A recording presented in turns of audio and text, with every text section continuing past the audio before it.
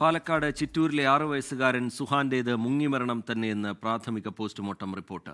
ശരീരത്തിൽ മറ്റു മുറിവുകളില്ല. സ്കൂളിലെയും എരുമങ്കോട് വീട്ടിലെയും പൊതുദർശനത്തിന് ശേഷം മൃതദേഹം കബറടക്കി. വീടിന് 1 കിലോമീറ്റർ അകലെയുള്ള കുളത്തിൽ നിന്നാണ് കുട്ടിയുടെ മൃതദേഹം കണ്ടെത്തിയത്. പ്രാർത്ഥനകളും കാത്തിരിപ്പും വിഫലമാക്കി സുഹാൻ യാത്രയായി. 21 മണിക്കൂർ നീണ്ട തെരച്ചിലിനൊടുവിൽ പ്രദേശത്തെ കുളത്തിൽ നിന്നാണ് മൃതദേഹം കണ്ടെത്തിയത്. സുഹാന്റേത് മുങ്ങിമരണം തന്നെയാണെന്നാണ് പ്രാഥമിക പോസ്റ്റ്മോർട്ടം റിപ്പോർട്ട്. അസ്വാഭാവികമായ മുറിവുകളോ ചതവുകളോ ഇല്ല. സ്കൂളിലെയും എരുമങ്കോട് വീട്ടിലെയും പൊതുദർശനത്തിന് ശേഷം മൃതദേഹം ഖബറടക്കി.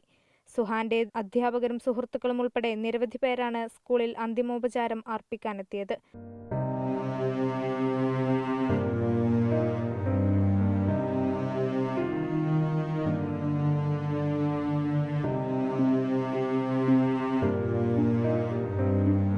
സുഹാന്റെ പിതാവിന്റെ നാടായ നല്ലേപ്പിള്ളിയിലായിരുന്നു ഖബറടക്കം.